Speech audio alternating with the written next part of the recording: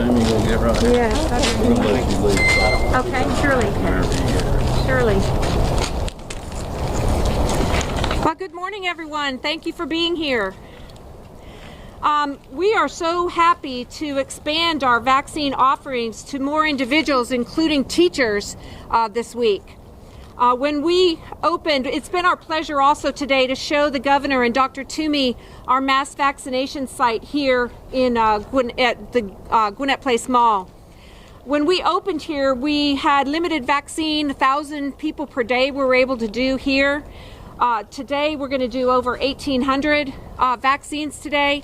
And we have over 14,000 scheduled in our district for this week. We have the capacity at this site to do 3,000 vaccines per day. And when we get enough vaccine, we'll be ready to do that. Again, this has not been a scheduling issue. This has been a supply issue. And we're so grateful for the leadership of the governor and Dr. Toomey. We believe that this vaccine is the safest and quickest way to get immunity into our communities. And really, this is a race of the V's, vaccine versus variants, right? And so we need an army of all of us to do our parts to stop this evil virus. And so we need all of you to practice the prevention measures that we've asked you to do to fight against those variants while we provide this very important layer of protection with the vaccine. So with that, I'll turn it over to the governor. Well, thank you so much, Dr. Arona, and we just appreciate all that you and the Gwinnett County Department of Public Health and all your folks that are on the front lines of this are doing. Certainly want to thank you as well as Dr. Toomey for being here. Chairwoman Hendrickson is with us today. I know Gwinnett County has been a great partner with the health department here at this site. The county's commitment to this has just been extraordinary. We're glad to have the local Board of Health Chair, Dr. Radloff, who's with us today as well. Superintendent Alvin Wilbanks from Gwinnett County Schools is with us. We're so excited to be vaccinating teachers today, 600 of them just at this one site. So this is a great day for our state in the fight against the invisible virus. Appreciate Commissioner Carden from Gwinnett County being here as well. And then I know we have some members of the Community Improvement District that are here today, and specifically Ben Yorker, who I don't think is here, but Ben has made this facility available in some ways, and I certainly want to thank him. We had a great walkthrough inside, very impressive what this team is doing. They're school nurses working in conjunction with the regular folks that have been here the last several weeks to help the expanded criteria and help get our teachers educated, as well as those other eligible Jordans. Very impressive process that they have here, much like what I saw earlier this morning up in Habersham County at our mass vaccination site up there, where we had National Guard, FEMA, GEMA, state law enforcement resources, the local public health department folks, and our private sector partners, and they're doing 1,000 shots a day there. Like here, they could double or triple that. We just need the supplies, Dr. Arona said. I just want to thank everyone for what they're doing. We're looking forward to March 17th as well, where we'll have 5 additional sites that we'll have up and running. We're working on those currently to be ready for that supply. I'll just end with a couple of facts and figures, and this whole group behind me can take any questions that you got. As of this morning, over 900,000 seniors have had 1 dose or more in our state. 64% of Georgia's elderly population, which is one of the best rates in the country. The national average is 58%. And as I've said for the last several weeks, the reason that Dr. Toomey and I focused on these individuals is because they are the most vulnerable. 77% of our fatalities to COVID are in that 65 age and older group. So that is why we have been targeting them early on to help with our hospitalizations, to help with saving lives and protecting the most vulnerable. And we're just excited today that we are able to expand the criteria to individuals with developmental disabilities and some of their caregivers, and Dr. Toomey can certainly answer any questions in regards to that. If you look at the state site on what the vaccines that the state is controlling, we're given 81% of the state allocations have now been administered.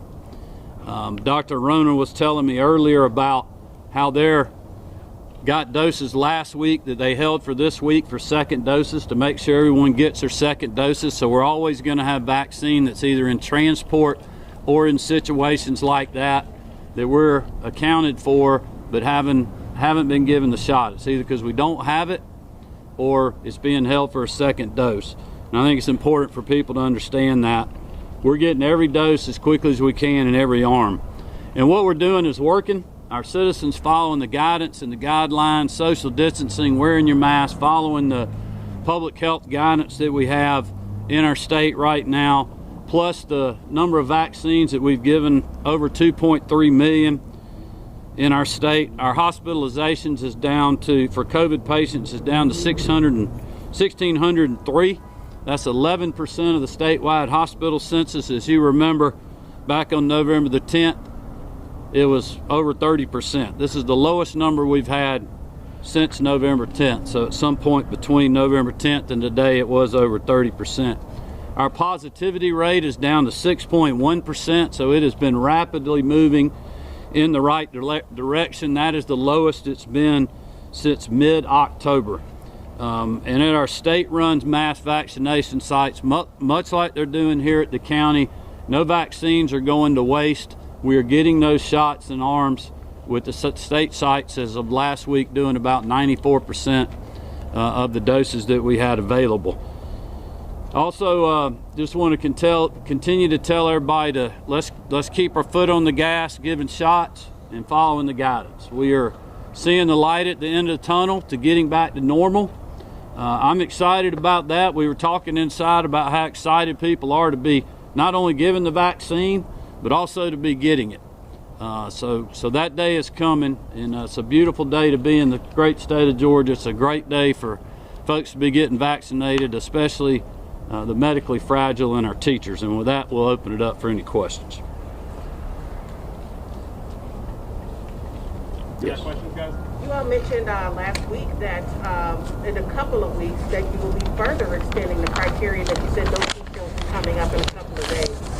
So are those still in the plans, or do you have more information now on plans to further extend the criteria? Yeah, that's something Dr. Toomey and I continue to monitor and also be in communication with the Biden administration on, what the number of doses we're going to get. We knew last week we were going to have 83,000 doses of the Johnson & Johnson vaccine. We were told that we would have a pretty decent number up front, and then it may level out or drop some depending on supply. So we continue to stay in touch with them. When we know for sure what our supply is going to look like, that'll better allow us to make a good decision on when we can further expand. I hope that will be sooner rather than later, but I just don't want to say too much about that yet until we have better information from the feds. Compared to other states, how do you think Georgia is doing? Florida's doing really well. Some of the other states that have had total lockdowns, like New York State, California, how do you think we're doing, Governor, compared to the rest? Well, I think Georgians have been very resilient. We've been protecting lives and livelihoods for a long time. And look, anybody can look at a whole set of numbers out there and nitpick, on this number versus other states, and I'm not trying to do that. What Dr. Toomey and I are trying to do is save lives and reduce tragic medical events and hospitalizations. And that's why we've been focused on seniors up until today. And if you look at that figure compared nationally, we are doing better than most. I believe we're doing better than Florida in that category. But other states have taken different approaches, and I'm not going to criticize that. I know all the governors are trying to do their best and what they think is right. But I feel like what Dr. Toomey and I have been doing, and our whole teams, has been the right approach to do what the data and the science tells us, and that's 77% of 65-plus-year-olds are dying to COVID, and that's who we want to vaccinate. We've now done 64% of that population. The national average is 58%. I think if you start measuring economic input in our two-pronged fight that we have here protecting lives and livelihoods. Our economy has been very resilient. It's doing very well. Our revenues are amazingly strong. We haven't had to hit our reserve fund, which remains unbelievably strong. We have maintained our AAA bond rating. At the General Assembly, the last part of the legislative session, we'll be working on the big budget. We're adding money back to education. We're adding money to public health. We're adding money to shovel-ready economic development projects to keep our economy going.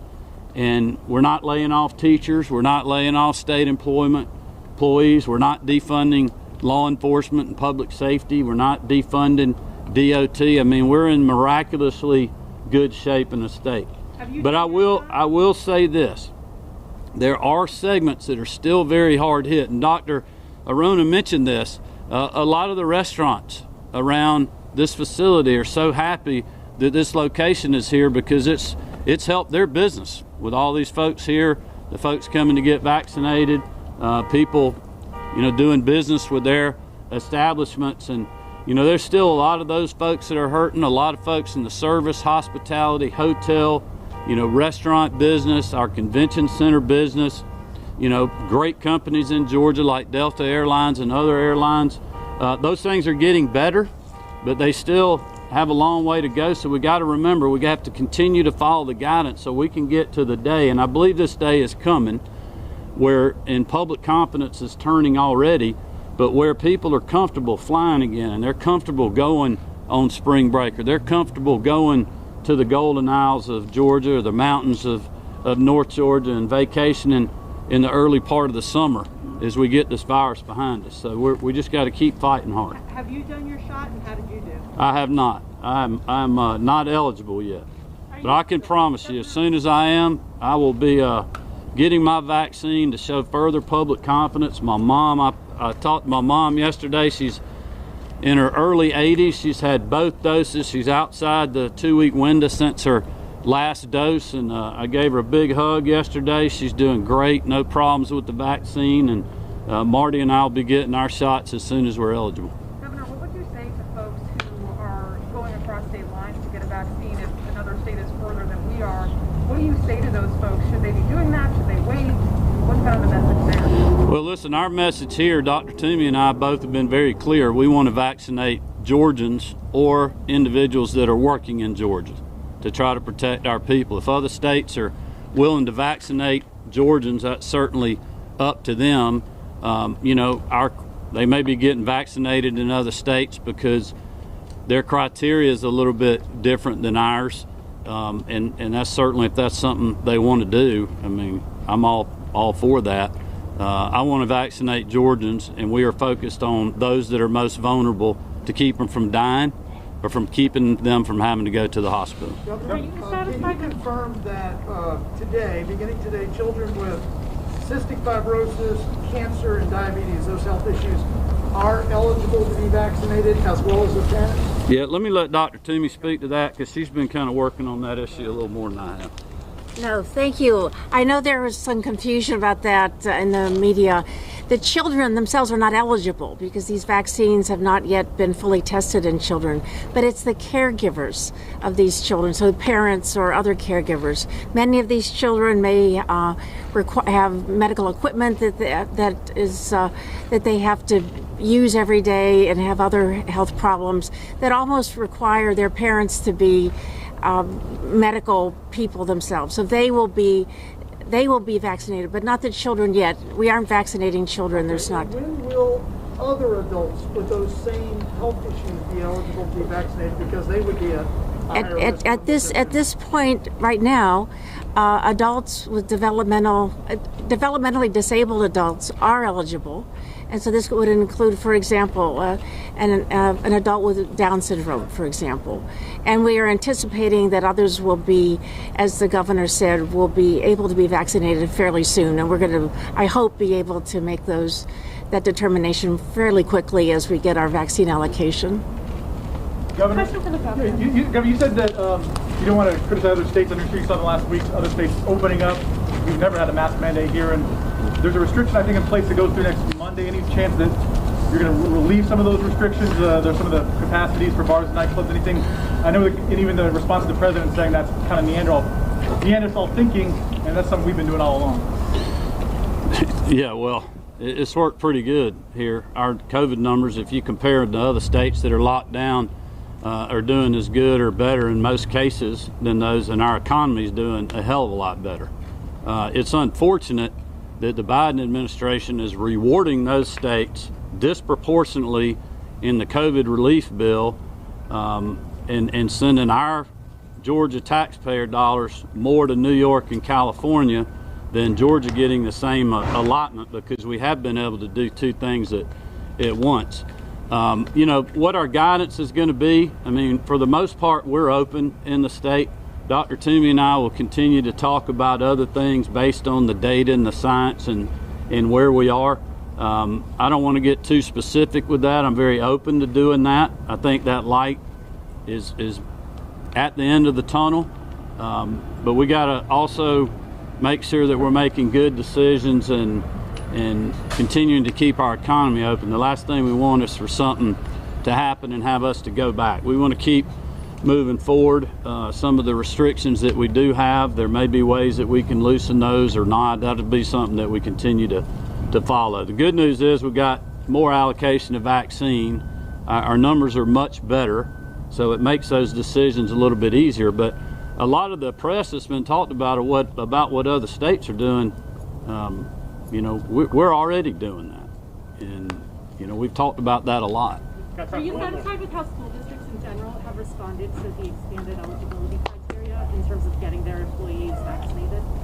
Well, some school districts, like here in Gwinnett County with Superintendent Will Banks working with the local health department, he praised them earlier about what a good partnership they've had. But I would remind you that, you know, the Atlanta Public Schools Board sent me a letter demanding that teachers needed to be vaccinated when they knew dang well I couldn't do that. We didn't have the supply to do that. I had said that. It was pandemic politics at its best. And now they're going to wait 2 or 3 weeks. I believe that they're doing a disservice to their teachers. They should be getting the vaccines done today, or do like many school systems are, and doing that Thursday or Friday, so people have the weekend to fully get over the first shot and be ready to get back into the classroom. So it further proves to me that that original letter they sent was nothing but politics. If they were worried about truly getting their teachers vaccinated, they'd have been working with their public health department, because we gave them a 10 days heads up before today to be able to work on those things. So I'm very proud of those school districts around the state that are working very hard and that are getting their teachers either vaccinated today, or they have plans strategically to wait till Thursday or Friday, just so if there is soreness or an uneasiness, just to make sure they're not missing classroom instruction. I know some districts have taken today and tomorrow as a teacher work day, so they can get their teachers vaccinated, and then they'll come back full force. So I think our school systems are doing a great job for the most part. Thanks, everybody. Thank you.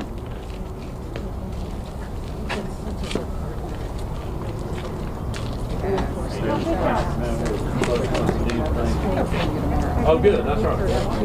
It is warm up here. It's so nice. I know. I've got a jacket on. Oh, very good.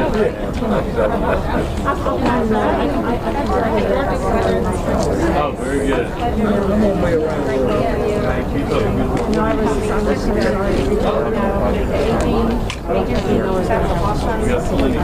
Plenty going work on it. Appreciate what y'all over there. Our state's done the